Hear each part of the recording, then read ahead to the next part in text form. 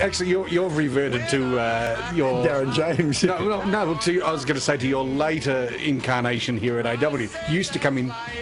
That's right, I did. Yes, I did. Originally, yes. Yeah, we all do Derryn impersonations too. Yeah. We'll take calls.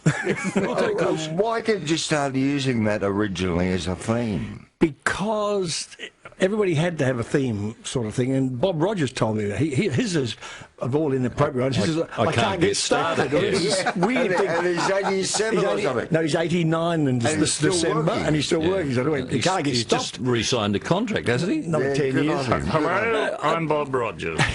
Well, but Sound a bit like Ozzy Ostrich. That's right. Yeah. But in the end, I used to finish an editorial every day. I was on TUE at the time saying, and that's life, that's life. So, and then when I was filling on a Saturday night shift for them, and they said, you got to get a theme song. So I went and got the Sinatra thing, and had it ever since. But somebody wrote to me once and said, you have to, call me up on air, actually. He said, well, obviously you're going to drop your theme song now. I said, why? I said, well, because of the Pope.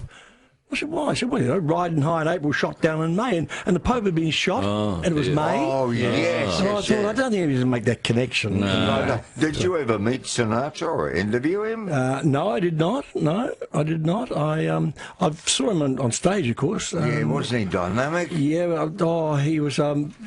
I thought that he got... Sammy Davis blew him away on one occasion, I thought, one night he was here. But I did go to Sammy Davis Jr.'s 40th birthday party in Vegas. Oh, it wasn't a bad effort, I was sent the great job to get sent on. I was doing a story on F-111s and other things in Vegas, and I was doing a story for Pixel People magazine on Aussie showgirls who'd made it. And there were a couple of 6-foot Aussie blondes who were in the Folies Bergère or something on the strip in Vegas. And they were brave enough to send you? Well, I went to see the show and interviewed the girls, and then they said, after their show finished about 2 o'clock in the morning, they said, hey, hang around for an hour. Do you want to go to a birthday party? And I said, well, okay. And it was Sammy Davis Jr.'s 40th birthday party. So that's how long ago it was. Wow. And so you're walking around Vegas thinking, how long's this been going on, with 2 stunning blonde models? And then we went to the party, and then they invited me home for breakfast. And on the way home, I forgot what I didn't know Vegas. We swing by some supermarket to buy some bacon and eggs to have for breakfast. Yes. And on your way up to the checkout counter, you put your change in the poker machine. And I put my money in the poker machine and hit a $25 jackpot, and I thought, this is not a bad town. I thought you were going to say, and I won a box of cornflakes. So now Sammy Davis Jr., is it a myth that he had his eye? He's only got one eye, hasn't he? Yes, he has. Is it a myth, or is it the truth that it actually got gouged out by the gangsters? By the gangsters. No, he lost it. He lost it in a car crash. Oh, is that it? He lost it in a car crash. Oh, okay. What do you mean that all? I mean, he lost it very young with one eye. We haven't introduced Derryn Hinch. How are you? And what's it like to be back on the Nightline shift again? It's very nice. Yeah, I did it, didn't I, for a year? Yes, you sure did. And then that was one of the times they sacked me. Do you know, I've been gone for... It's the first time I've been here in 3 years, and I had to ask the guard what floor it was on. Does your pass still work? And worse, he said, who are you? That's right, yeah, that's true. Now, one of the reasons you're here, and one of the reasons that John has stayed back, I thought it would be nice, because, of course, the traditional owner of this program is, of course, Bruce Mansfield, who's not here, not well, and we'll talk about prostate cancer a little later and your involvement with it, Derryn. But we figured, we got Blackers, we got Hinch. It's sort of, it's 3AW 1980s all over. Well, this is like when I used to walk in at 6 o'clock in the morning and not say a word, or 5:30. We'd have a conversation every morning, and I would never speak. That's right. Never speaks before his time. That's right. Never speak before your time. You're going to ring him up? Well, call him on air. Yeah, we're going to do that now. If Ken's out there in the control room is about to dial. This is the part we have to talk through the dialing bit. I remember that. Yeah, that's right. Yes. Yeah, and then they don't answer. That's right. It rings, or it says the number you have called, and you slap the panel operator because he missed it. But if you want Bruce's number at home, it's 98. So we haven't talked to him for 10 days. This will be absolutely wonderful. Yeah, this will be lovely. Just to check him out, see how he's making out. Is Ken awake out there? Oh, yes, he is. Good. Hello. Hello, you putrid pile of pigeon droppings. I beg your pardon. Mr. Mansfield, it's good to hear your voice. Are we on the air? Yes, we are. We are. And this is Blackers here. Bruce, is Uncle Roy there by any chance? I'm always here, you know that. I remember a very old nursing home in the Dandenongs. I'm decrepit down one side. Now, just before you came on, Bruce, I was talking to Blackers. Remember, every morning we used to have this conversation that I would never speak. We had these weird conversations which I did not ever open my mouth. We would, John and I would be presiding over a breakfast program where you would come in a foul mood about 6:30 from A, your engagement party, B, the Logies where you would never have gone to sleep, or some awards night down at the underground, wherever it was. And we would absolutely tear shreds off this man, wouldn't we, John? Yeah, and even if he wasn't in the studio, because he never spoke. There were many times when I'd do the story time with John at 5 to 7. And one time I was running late and tearing down the Southeastern Freeway to get in there, and whose great backside was scrunched in that seat but Hinch? Doing story time. Of course you would. I didn't speak, but you were speechless once too, because I wore a sarong for a bet into the studio one morning, and you put your hand underneath it. Yes, it was yours. Oh, please, I'll never forget it. And I'll tell you what, I haven't washed since. I almost proposed. And that's when the term commando first was ever used on radio. Is that right? I don't remember. Was I in the studio at the time? Maybe. Yeah, when you were doing the breakfast program. It might have been when the boy was doing. Maybe when Darren James was there. Darren, yes, it might have been too. I think Darren bet you may have made the one who made the bet with you with Uncle Roy, and I walked in and you stuck your hand. And the weirdest thing was that poor Tony Barber was in there sitting in the same studio pushing some cause, and suddenly there's Bruce gets his hand under my sarong, and there was a Scotsman in the kilt thing, and it was all a bit vulgar. I'll remember the time when John and I took the part of a couple of window dressers. Flamboyant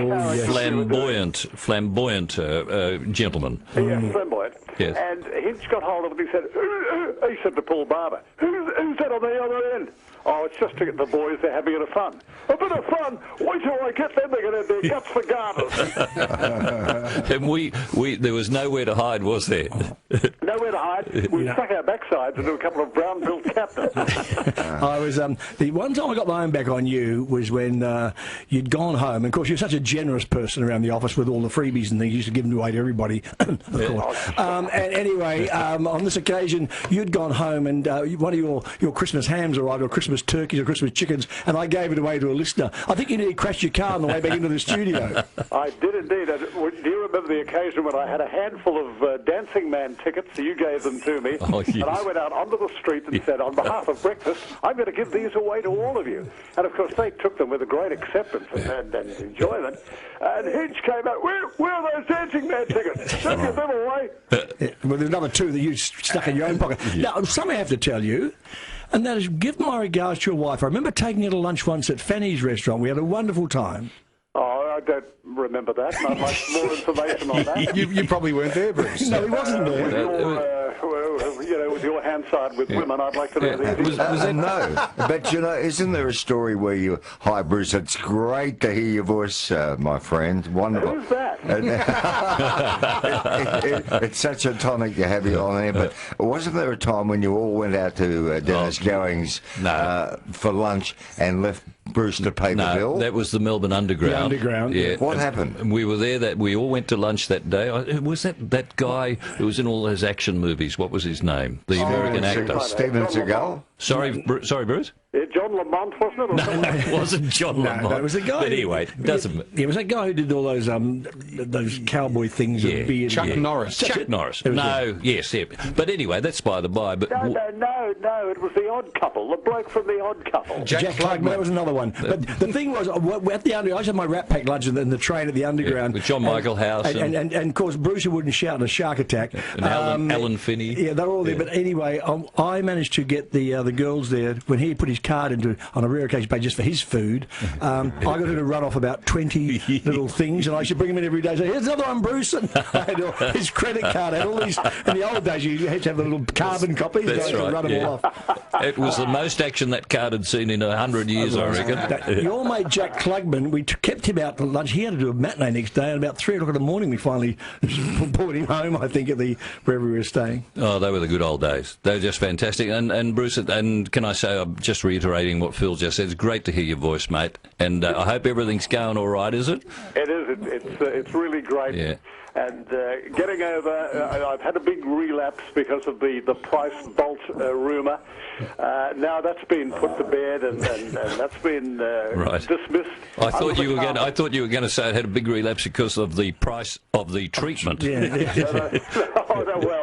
that's to be fixed up by 3AW and Macquarie Broadcasting. Let me tell you one thing, Bruce, and also to Phil and Simon, you guys. Seeing I floated the rumour about 3 months ago saying, watch out Nightline because the poison dwarf's on his way, with the information I was getting out of Sydney. I'll tell you two things here. One, you give an SEM a hell of a free kick by cutting the sports program by 1 hour. Money Matters with Greenwood will not work. Anybody who has any interest in money at all has been involved in the stock exchange before. Chopping you guys from 4 hours to 2 hours is absolutely suicidal, but then what would I know? They only sack top rating people. But that's a personal opinion. Yes. The station has no authority and takes no responsibility for those previous comments by the man who's going to be thrown out of the building any minute. It's 9:18. Thank God we're in half-hour delay. And none of that went to air. Yes, Bruce. And Derryn, after those comments, I'm having dinner here with Andrew Bolton. He was thrilled to hear those remarks. Oh, that's good. Well, after the leadership spill, I only tweeted one thing all day, retweeted one thing from somebody, and that was some very prescient person, and watched after Malcolm Turnbull gets the job, and it said, if Alan Jones, Andrew Bolt, and Ray Hadley think it's a bad idea, it must be a great one. Oh, you haven't lost it, Derryn. Oh, no, you've never lost it, Derryn. Now, listen, anyway, just good luck, old chap. I'm a Blue September ambassador. I've been around all over the country talking about prostate cancer. I call it prostrate cancer because the lying down disease, because that's what a lot of people spell it. They say, he's got prostate cancer. So he lies down a lot. But it's the thing is, we're raising funds for new machine. It costs about 38 grand a piece. But the thing is, they'll be able to tell in a couple of days the diagnosis, whereas in some of the systems it takes months. And we all know, and having been told once I had 12 months to live, when you're told you got cancer, you months matter, and they really do matter. So this is it's great, and Bruce, I take your name in vain because it's it can happen to anybody, and you catch it early enough, and you can do something about it. Yes, indeed. Thank you for those thoughts, and thanks for all the good wishes and the words that have been coming in from listeners and from people like yourselves, and I appreciate it very much. But now that I've got over the Price Bolt shock, I'm worried more about the Blackman Hinch combination. Listen, actually, 10 till 11 p.m, John. We can squeeze these guys back to just an hour. They don't need that much. Is that free, is it? Yeah, that's fantastic. No, it's not free, but I know you work the system, and it could be. But Bruce, I'm certainly thinking of you, mate, and so is Cecile. So all the very best, mate. And we do our prayers and thoughts are with you, mate. And of course, Bruce joins a lot of people like Sam Newman had prostate cancer. Yeah, a lot of high-profile people. In his day did as well. I had Brett McLeod on my Sunday program. He has early stages because he went and got checked because his brother had it. Just one more thing, Bruce, before I forget. Yep, mate. Give my love to Jill. Oh, look, I want to get to the bottom of this. This is worrying more than anything else in my life. Do you suspect something, Bruce? Oh, I suspect something. I know it. This is putting you on the spot, but can we have a word with Jill, please? Is Jill there, please, Bruce? Hello. Jill, how are you coping with the invalid? I suppose you've got your hands full, have you? Oh, I have at the moment. You've got no idea what I've got in my hand. Is he still wearing that candlewick dressing gown, Jill? No, he's got that candlewick nappy on. I've never been able to get it off him. But Jill, she never sounded like Carlotta before when I knew her. More like Steve Monroe. But listen, one other thing, Jill. Rather not. We're sorry, Bruce is indisposed, but rather nice for you to have him home every night with you for a change. Oh, do you think it is? Oh, I'd be Peg, I've seen better days. Thank you, Jill. And I've got a serious note for you. I'm going to put you in touch with, I found out today I was in Federation Square, there is a guy who runs a prostate cancer support group, and at a personal level, I'm going to put you in touch with him because apparently psychologically he works wonders, Bruce. Oh, that sounds great. No, thank you, boys, very, very much. Thanks for having me on. I love you all, and I'll see you soon in there. Okay, mate. Good on you, Bruce. Okay, mate. Bye. Goodbye. If a bomb was to go off in the studio now, who would get top billing? I can tell you that.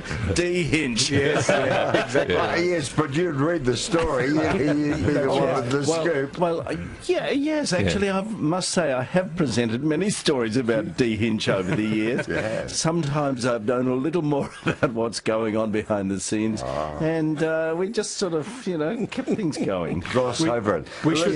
We should say, sorry, at this point, for those who have just joined us in studio at the moment, I'm Simon, just filling in for Bruce. Philip Brady, of course, anchor of the show. We now have John Blackman is still with us. Derryn, and I don't mean that as a surprise. Yes. John Blackman in studio, Derryn Hinch in studio, Peter Hitchener from 9 News in studio. Good to see you all again. Could Steve Price come up with a cast like this? I ask you. I don't know. I tell you what, It would be his nightmare. Steve Price couldn't come up to So their much neighbours. talent. So great to be able to chat to Booze, which I just did a few minutes after that hilarious piece on air. And wasn't it nice to hear Jill again? And we did that for your sake, Oh, Peter. it was hilarious. Absolutely. And I just had a chat to Booze, and he said, look, I'm actually in Spencer Street at the moment. And I said, well, I'm round the corner in Elizabeth Street. And he said, I know where you're coming from. And did you say to him, see you outside? Where? Outside your suburban theatre. I've now, even though I'm on, shouldn't say that I'm on Sunrise. I was on Sunrise yesterday morning, but I also do, and tomorrow morning. But I do tune in and watch the man here, Mr. Hitchener, on the Channel 9 News. Thank you, But there have been occasions when he started out as Walter Cronkite and he ends up as Mrs. Doubtfire. By the time he gets to Tony Jones, but there we are. I just want to know, Pete, how serious does a story have to be for you guys to stand up? That's a very good question. Yeah. Well, a spill will do it. A spill? Every time, yes. Yeah. Especially a successful spill. And it's just a point of difference. If it's a big story, well, Do you think standing up... added gravitas? Yeah, well, I was about to say, it gives it extra gravitas, do you think? I think so, yes. Although sometimes I find it, I watch The Insiders, right, and I find it weird Barry Cassidy walking in and standing up and talking to people sitting down on the couch. It just doesn't, you wouldn't do it in your own house. You wouldn't stand, well, maybe you would. You say, no, I think this. No, I wouldn't. There's a radio station in Chicago where the boss gets all the DJs to stand for their shift. Indeed. Because he thinks they have more energy if they're walking around and on their feet. Now, Mitchell sometimes walks around with headphones on because he's had a bad back, apparently. But I remember when Ernie Sigley used to do it at the old Bank Street studios. But Ernie's problem was he'd be standing walking around. No, not piles, although could have been. But Ernie would be standing looking out the window at Bank Street and be talking with the headphones. Yeah. But he'd see a pretty girl walk past and lose his train of thought. Easy, yeah. I actually like talking bang straight down the microphone. That's the idea of standing up. It doesn't make sense. Has it ever happened where Peter Hitchener and Derryn Hinch have been on radio together at the same time? No. I don't know that we've ever been on radio together. I've been to many lunches with the man over the years.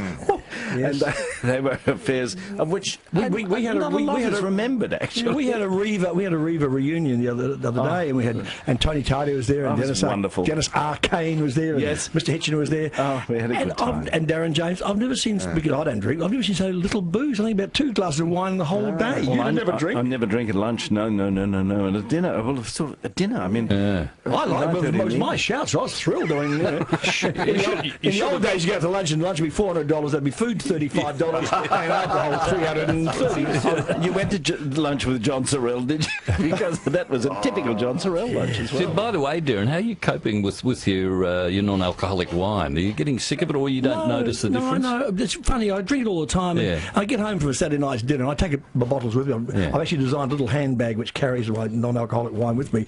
But I get home and Twitter says, Hinch is on the piss again, because they see the waiters pouring it for me. It looks like the real thing. You know, you saw it. It does. Reaver, and it tastes nice. And just for effect, you pass out in the gutter, just to be sure. Just like the old days, you know. Thanks, Simon. Do you ever drive through breathalyzers saying, "Please pull me over"? Yeah, look, I do, and I've only been picked up once in my whole life. I mean, when Chanel and I were together, we went to a New Year's Eve at Crown, and they put on shock wigs for us all, you know, blonde and red and pink and wigs and things. So I'm driving home with a female wig on, you know, and in the mobster car, in the caddy, the largest car anyone's ever seen. And at 1 o'clock in the morning on New Year's Eve, you think the police say, "Here's a live one." Yes. Not a glass. Excuse me, Ossifer, there wasn't one anywhere around. I got stopped by a booze bus at 10 a.m. the other morning in Burke Road Q. Well, there are people at that time of the morning who have had... You're kidding. Absolutely, some mums dropping their kids off at school shamefully. You know, I tell you the way, if they want to make some revenue, they should swing by the schools out in the Brighton area about 3 o'clock in the afternoon, when all the mums have been having a few at lunchtime, shardy lunches, you know, or a couple of shardies after tennis. I reckon you should have credit. You should get credits every time you get pulled over and you blow 0-0. You get a card. That's an idea, in which you're allowed to sort of hand to the next breather. You are allowed to pass go. The funny thing about the non-alcoholic wine, because it says on the bottle something like contains less than 0.051%, because even fruit juice can get some. That's right. Anyway, when I was under house arrest for 5 months, right? You've still got your ankle bracelet on too. No, that's right. Yeah, very nice. That's a different one. I got used to it. But what people didn't know was that they'd come at 10 o'clock at night and bang on the door to do you a breathalyzer. Oh, that's right. Of course they do. And they came in, and this night I'd had half a bottle of my non-alcoholic wine, and I thought, well, it'd be interesting. And they come out with the breathalyzer and blow it, and it registered 0.00000. Absolutely not a smidge at all. None at all. Oh, because you can actually get it with shampoo. Through your hair? Why would you drink shampoo? Well, no. Unless you're desperate. Seriously, but what it does, it gets into your bloodstream. Because I had a friend who... Why would you put shampoo on that hair? What hair? Yeah. But I had a friend who actually, he had to do the what do they call the interlock thing? And he said they took you through a little course where, you know, you weren't allowed to do this, you weren't allowed to wash your hair with a certain shampoo and all that sort of stuff. Bullshit. Derryn, this is a family show. You're not on air now. Guys, how do you feel about this? 10 of you go out to have a meal. There are 9 heavy drinkers among the 10. I'm a non-drinker. I choose not to have any alcohol. But when the bill comes around at the end of the night, they say, let's split that 10 ways. I'm really paying for other people's booze. Yeah, that's not fair. Yeah, that is not fair. No, but in fairness, they need the alcohol to sit through a lunch with you. Exactly. No, but, you know, I'll pay for my own glass of milk. No. You're paying for the entertainment we've provided. All the ones that have actually got sozzle. But it's a fair point. So there's 4 guys are out and 3 guys are drinking heavily and a few bottles of wine have gone, and suddenly the poor guy who's a non-drinker, I cop this because you can take your own. I take my own along, and it's think, hang on, if the bill split 4 ways is $400, and you think, well, gee, all I had was an entree and a glass of water. That's right. Yeah, but our company. Right. But you had our company. I mean, well, you should pay for me totally. Put up with your company. Now, Peter Hitchener, being in the public eye, do you find at times you're inclined to be ripped off because they say, oh, Peter Hitchener's in television, and if you're having your car serviced or you're having a service provided, that they bump the price up because you're Peter Hitchener? It's the other way around. It's the other way around. They give him cheapies. They say, oh, you're Peter Hitchener. Oh, Mr. Hitchener. We want to get him out of here. No.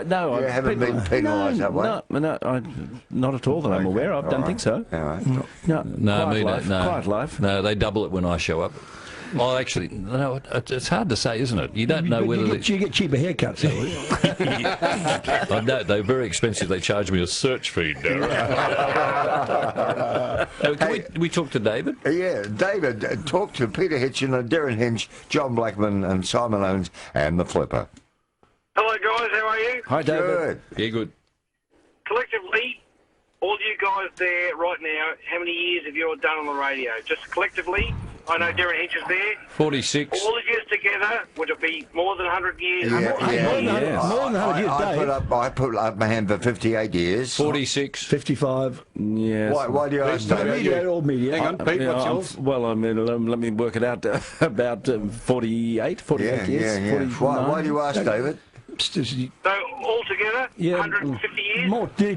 More. Now, I had lunch last Saturday in Sydney with Bob Rogers, who's 89 this December. Isn't he wonderful? He's still on there 6 days a week. Wonderful. And at lunch I said, hey, mate, between us, we've been on radio and television and newspapers for 128 years now. Because he's 88 and he started when he was 15. Yeah. I'm 71, and I started when I was 15. So. Yeah, and collectively you've seen Halley's Comet 3 times. I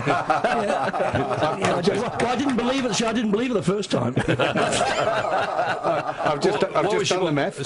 I've just done the math. 227 years between us. What was your point? What was your point, though, David? Yeah. He said, we'll get it right soon. It's just amazing to actually hear all you guys together in one room. It's just amazing that the laughs, all the sort of stuff together in one room with Derryn Hinch. Yeah. All this sort of stuff. It's just amazing. It is amazing. I'm glad you like it. And I hope Mary's listening. Mary Philpott, your most loyal listener. Mary will be listening tonight, so John, she'll be here. All right, nice compliment, thank you. Good on you, David. Peter Hitchener, I don't think the word retirement would be in your vocabulary at all. Certainly not. I think Redundancy, perhaps. No, not even that one back. No, but you'll do an Eric Pierce. You'll keep going forever. I don't know about that. That's up to the audience. But the thing is... I hope not, because Eric Pierce kept running away from the nursing home. In the old, I think he did, but I don't, Did he really? I don't know we would reveal that often. You know how discreet I am. Oh, yes, you're wonderful. Can I tell Derryn my favourite Eric Pierce story? You won't believe it. Eric, you were Hang on, just before you do, we are so overdue for a break. Commercial break. So we do need one. Does anybody need to go? Do we need to thank anyone? Or are you all happy to stick around for another 5? Derryn's here for the... We'll stay. Okay, back in a minute with every... Guys, I'd like you to see little Oro, my 18-week-old golden retriever pup. He looks like a polar bear. And Who cares?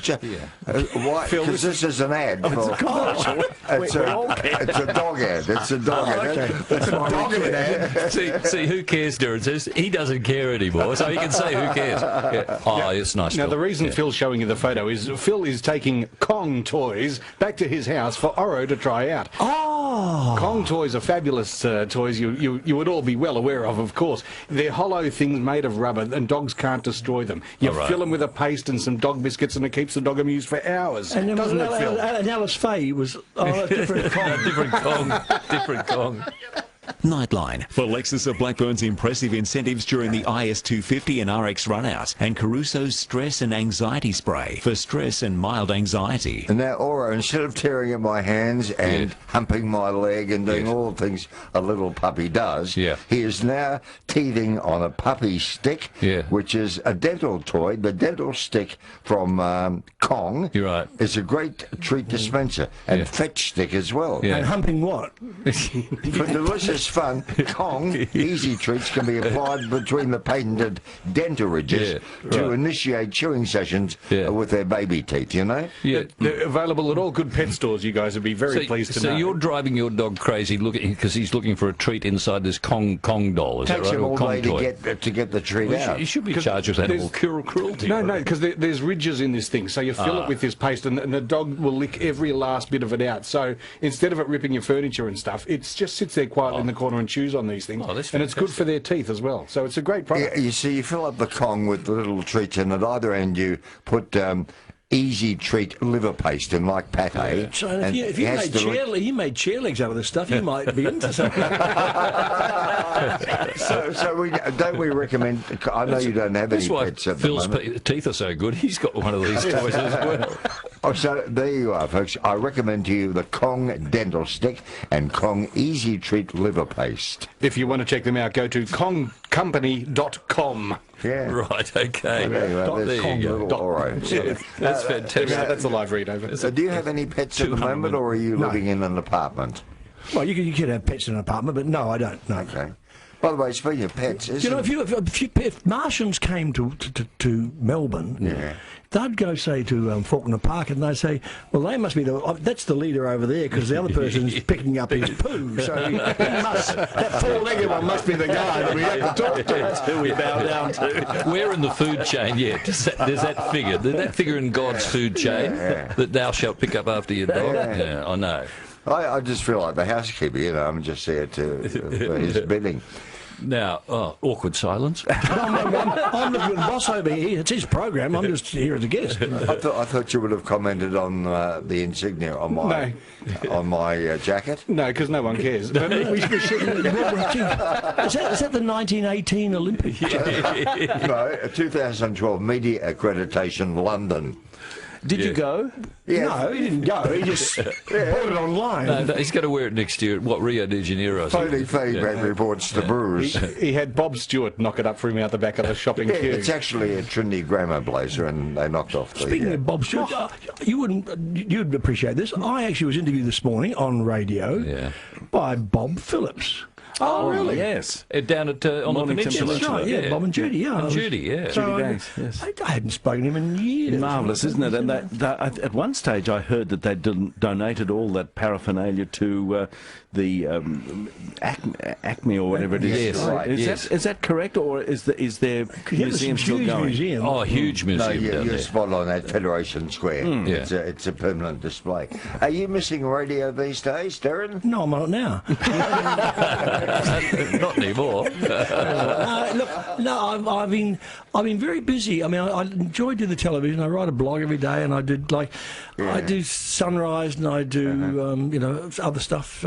I mean, I do miss it to the degree that I love radio, and I used to love what AW was. But I love the immediacy of radio. But You don't miss the preparation, though. I mean, you're getting up early. That's what I was going to ask. What time, you see, as a newspaper man first and then as a radio man, what time did you get used to getting out of bed? Well, I had my digital radio, because I didn't know how to work it, so I'm technologically dyslexic, set at 5:17 a.m. It was meant to be 5:15, but it went too fast, went faster. So I left it on 5:17 for about 11 years.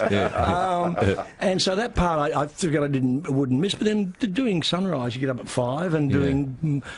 Eddie Maguire this morning, that was getting up at 5, so on air at 6:30. So it's Good stuff. But you've always got by on about 2 hours sleep a night, haven't you? Well, I sleep fast. It works, Phil. You sleep fast. You and Churchill used to take cat naps, I think. I do still. But not together. Oh, not together. No, a bit old from any smoke too. So also no. See, now tonight I actually went and lay on my bed at 10 to 8 and slept till 10 past. I had 20 minutes tonight before I came in here. And I've got this new magic bed. It's the most amazing.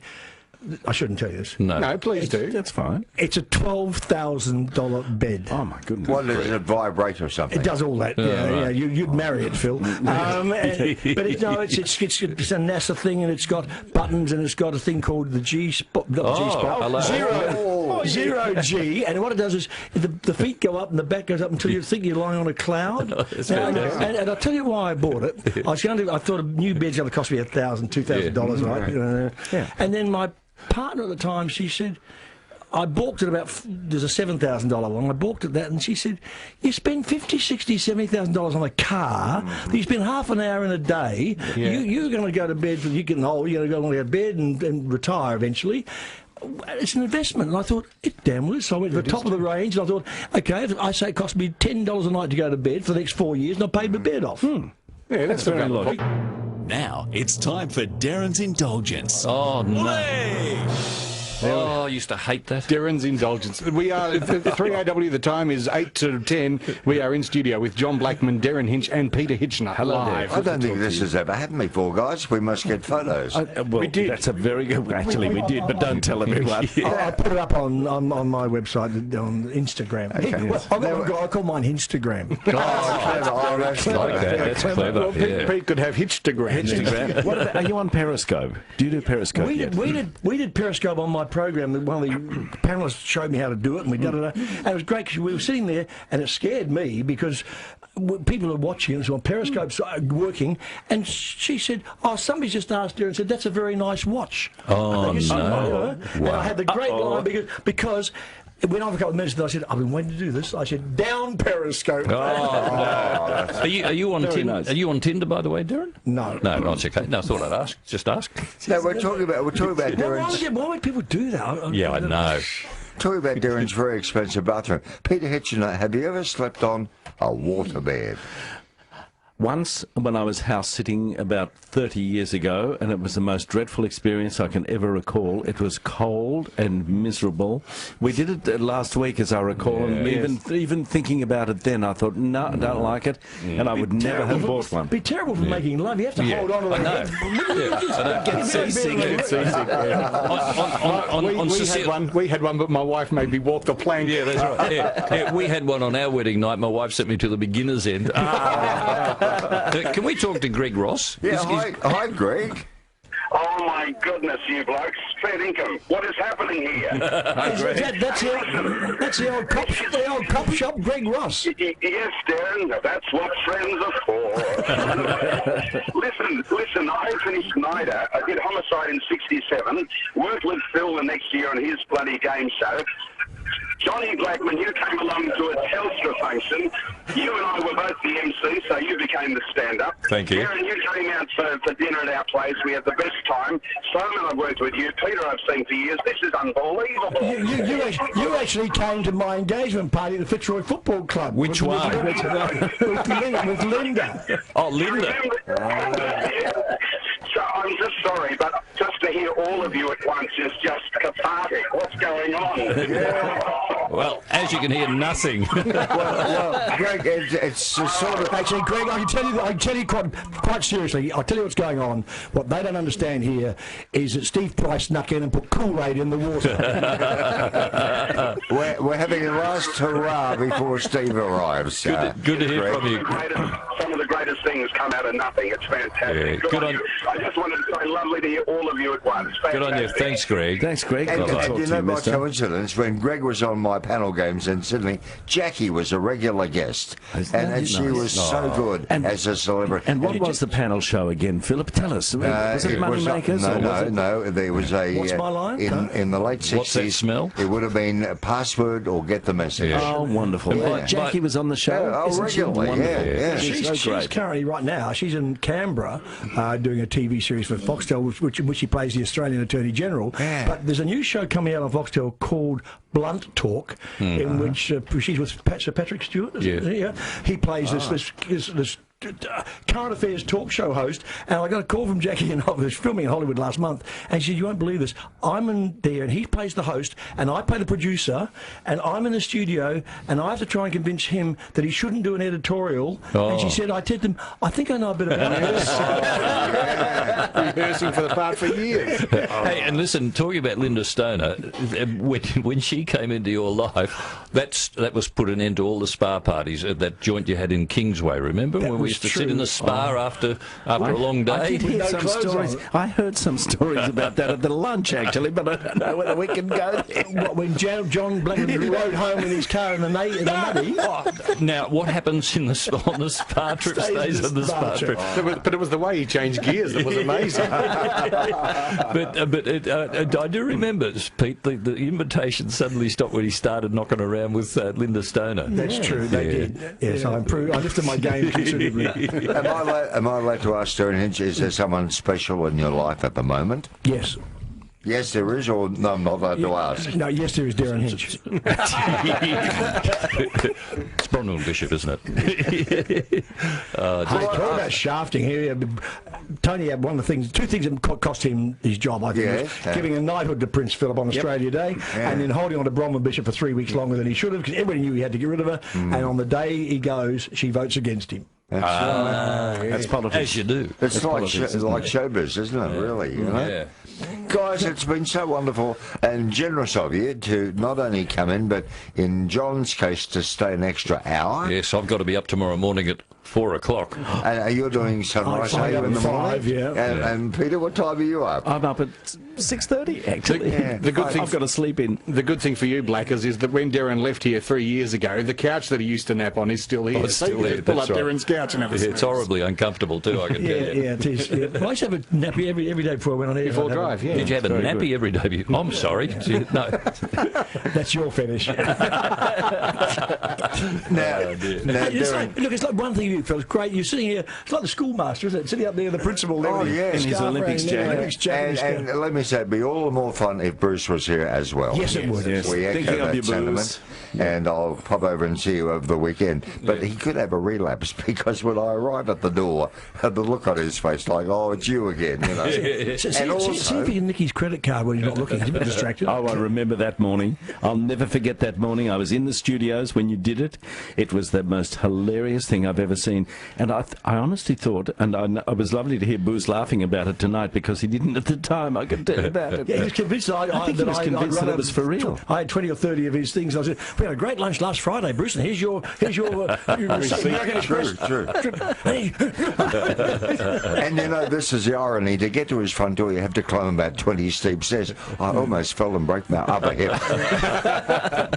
Thanks so much, Okay, Peter guys. Hitchener. Good night. See you later. Happy weekend to you. thank you, Derryn, what a joy to see you, mate. Thanks, great. Black is very generous of you to still be here at 10 o'clock. And Solomon, why don't you come back after the news? You're going to have me back when you got these three who could have stayed? You're mad. That's what's gone wrong with the show. That's all, folks.